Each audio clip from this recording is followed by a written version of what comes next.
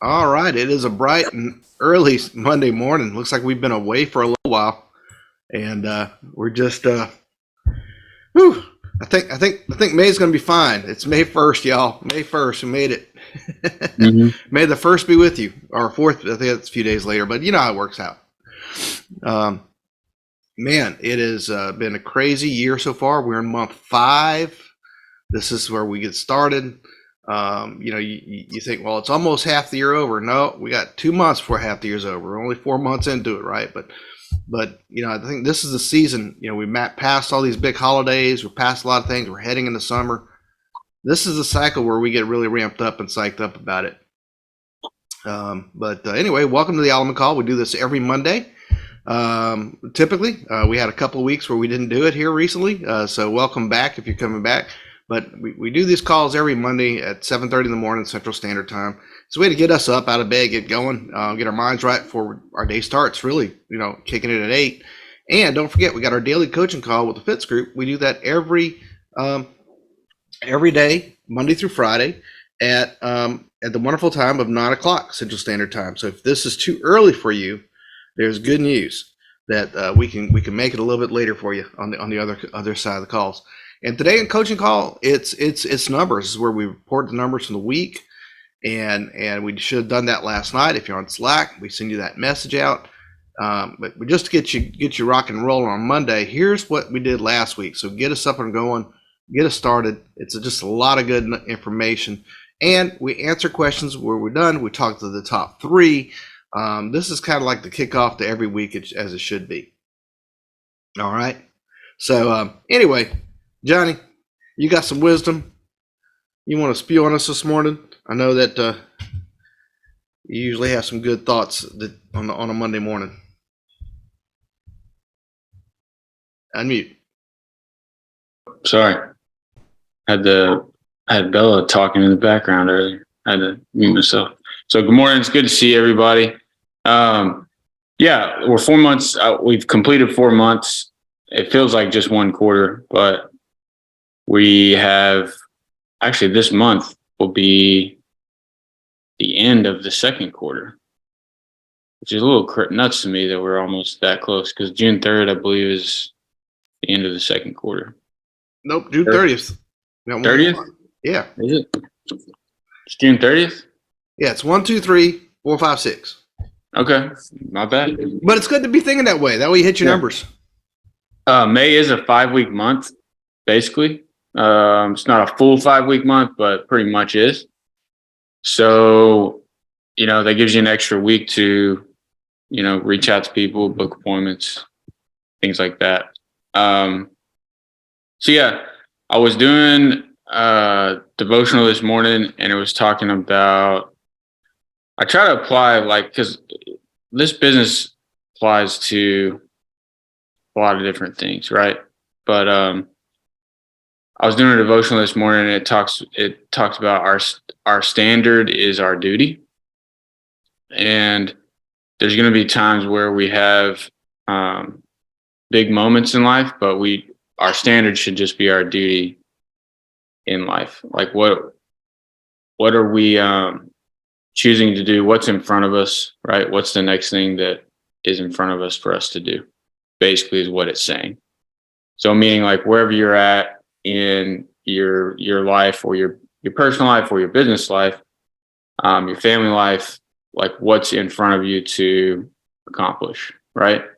Meaning, if you're in this season of life, like, let's say you just started in the business or you're part-time, then just do that. Does that make sense? And do your best to do that well. And ask yourself, like, what resources do I have that I can use? And am I using those the best I can? Right? So I think that's important to remember. I mean, it always helps me to be reminded of that stuff. And I was actually listening to Michelle over the weekend do a few annual reviews with clients, and it was very helpful, even though I've been doing them, to listen to somebody else. So we have a lot of people on the team that are doing things that can help you. So I want to get back to like a Zoom call where I'm just doing phone calls that people can jump on. I think I'm just going to start it on Thursday this week. And I think that would be good. And it's going to help me too. You can come and go as you want, but, and then I don't know if we've got some things we're working on. I don't know if it's something you want to mention, Mike, but I think we have things we're working on where people can, have more resources to listen in on stuff like that. And I'm excited about it for sure. I think it's important to have just real time conversations with people.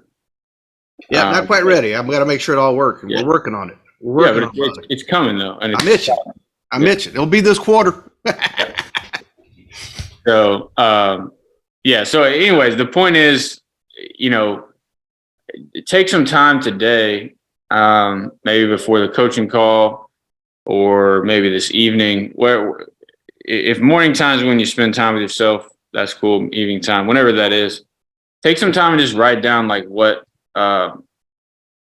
is in front of you, like at what point are you in the business, and then what resources do you have, and then talk to somebody who's helping you accomplish that stuff. And I promise there's going to be some things you didn't think of. There always is for me.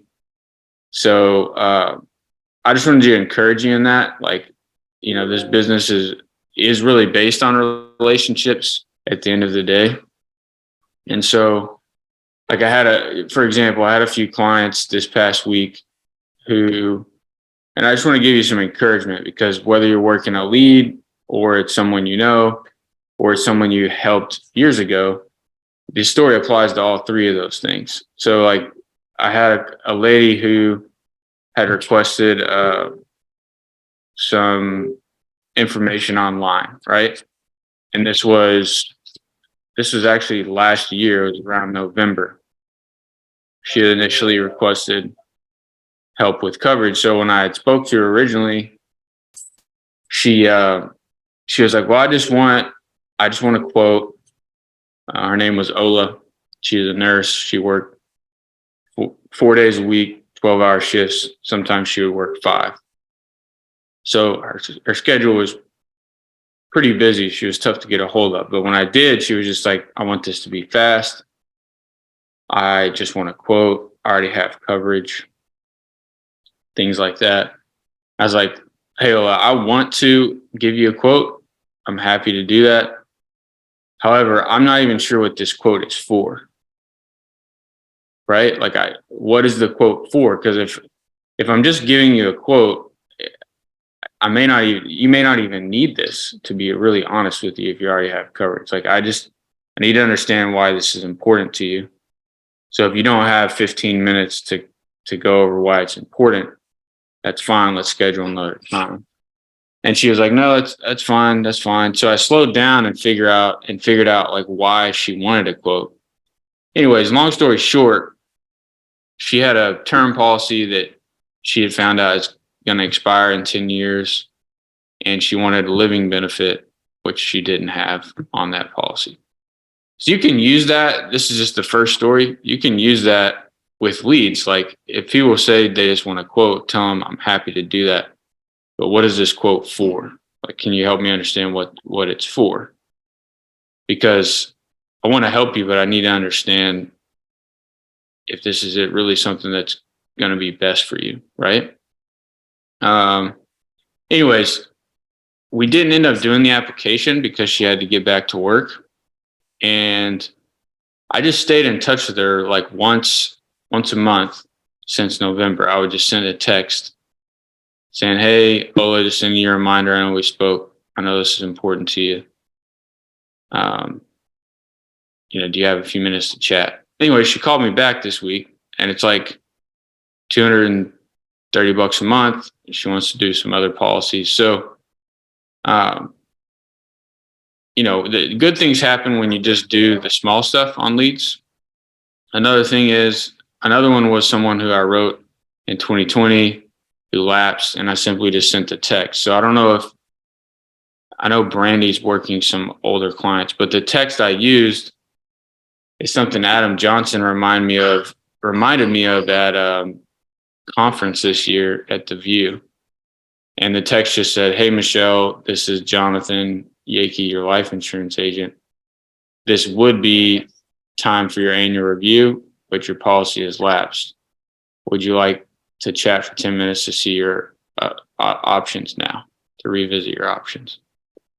Anyway, I sent that, and he reminded me. I'm like, I don't know why I stopped using that, or whatever you're using that's working, keep doing it. But I got a lot of responses. And anyways, I was able to help her and reconnect with her on that, and get, reconnect on her family, what's going on with her, things like that. And then actually 2 apps were that way. So we do help people with insurance, but it's a relationship at the end of the day, right? And the more we can set ourselves apart as an agent with the leads we're getting or the clients we already have, the better, right? Because people, anybody can call somebody and give them a quote.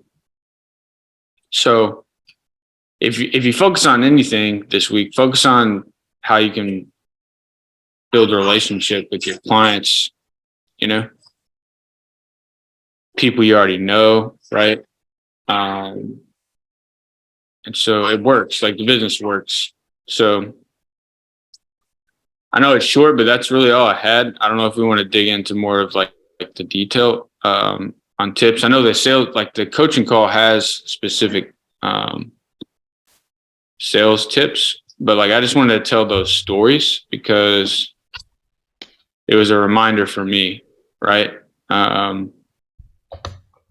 Well, as they said at the View, man, facts tell, stories sell. Mm-hmm. And it's the stories, it's the relationships, it's stopping just being transactional and really getting back to just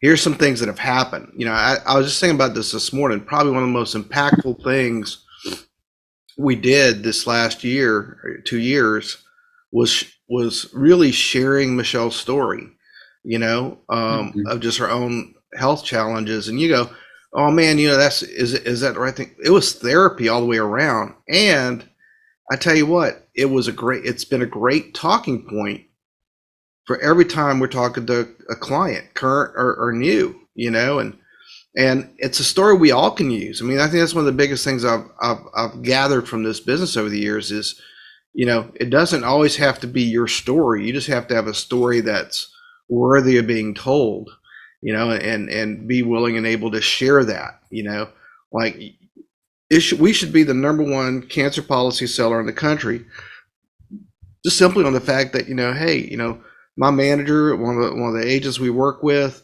had a terrible round with leukemia. I mean, healthy as you can imagine before, and just all of a sudden it was bam, and if it hadn't have been for these kind of policies to help smooth out those initial rough spots, that's what people forget. I mean, when you get sick, everything stops. The world just focuses, and then you wake up and you go, okay, well, what do I do now? Well, the last thing you really need, and this is where we talk about life insurance too, is it really putting a complete halt to your entire life. And our lives are driven by money. We have to have it to get where, and these policies are really designed for these scenarios, and yeah, they know that not everybody's going to have these things, but what if it is? It is a deep, dark feeling to go, I should have done this last week. And now you need it, and I think just being open that you have a relationship. I think one of the things about current clients, and I'll expand it to just people that we have a business where it's just people that and just get back in touch with them, tell them some stories, just follow it up, ask for what you're there for. What can I do to help you? There's a lot. Michelle, I see you got your mic open. Yeah, I mean, your story is who you are at this moment in time in your life, whatever that truth is for you.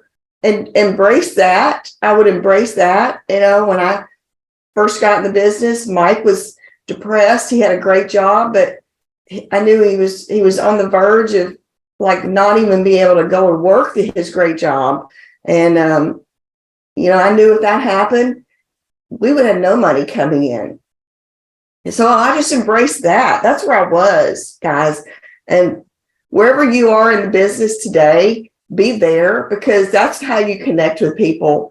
And I'm not saying I told that story when I was sitting in front of customers, because I didn't in the beginning. But now that it's 15 years later, I can tell all that stuff because we've been through the fire and we made it through the other side and we survived it. And we weren't afraid to step out into the wilderness and step out off the cliff and make some decisions and go, hey, we're going forward. We're not going backward in our life. We're going forward. And, you know, I want to tell you, as we go through this week, I'm going to give you one tip that should help you make tons more sales. I don't care if you're talking to a lead who's not interested, a lead who's interested. They are interested, but they're not sure what they're interested in. There's all different levels of leads, right? Okay. And so maybe it's just a friend that you're talking to, but I want you to be intentional this week and make yourself talk to 5 people. And when I say talk to 5 people, what do I mean by that? What I mean by that is I want you to talk to them enough to give them an offer. See, what people don't always understand is that every single customer that I speak with, that I'm doing a current client review, or maybe them delivering a policy, or maybe I'm just telling them they got approved, there's always an offer of something there. How do you do that, Michelle? How do you make an offer? You solve a problem for people. You talk about some problems that they may be having, and then you find a solution. And that's what an offer is. That's your sales pitch. That's your close. That's an offer.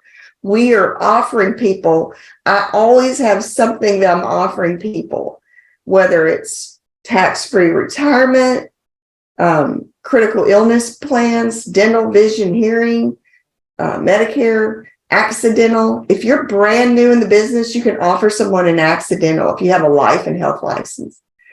A starter program if they cannot afford what we have, a comprehensive plan. But you know what? In a few more months down the road, they're going to be able to afford that comprehensive plan.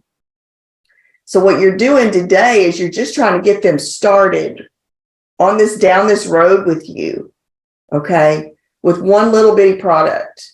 And you never know wherever it's going to morph or go into. So, you know, whether it's texting them after you speak with them and going over the numbers and getting a follow-up time, whether it's an email to them. I try to do something so that although I have it in my notes, they also have it in their notes somewhere. Why is that important? Because it's physical. It's on their phone. It's on their email. You took the time to go the extra mile to send them that brochure, that quote to protect their family. And you're going to follow up with that at some point. So there you go. There's a sales tip for today. The more quotes you do, the more offers you give to people every single week, the more sales you're going to make. So that's one trick about being a top producer. We just do more offers than anyone else. And what if they think they don't even want an offer? How does that work, Michelle? If they're not interested. Well, what are you not interested in? Are you not interested in the cash back programs that we have that you may qualify for? Let me tell you about this. We have the number 3 leading, in your age category, Ms. Smith, the number 1 leading cause of death. Do you know what it is? It's accident. I'll tell you what I'm going to do for you. I'm going to go ahead and show you this because I know how important it is. Because My manager's dad died of an accident because my agent's family sister died of an accidental death. Didn't know it was coming. We don't know about texting teenagers. We don't know about the drunk driver that's down the road from you. We don't know about these things. If we did, we'd buy insurance the day before we knew it, right? And get them to say yes, yes. So you're getting them, your trial closing all the way down the road now.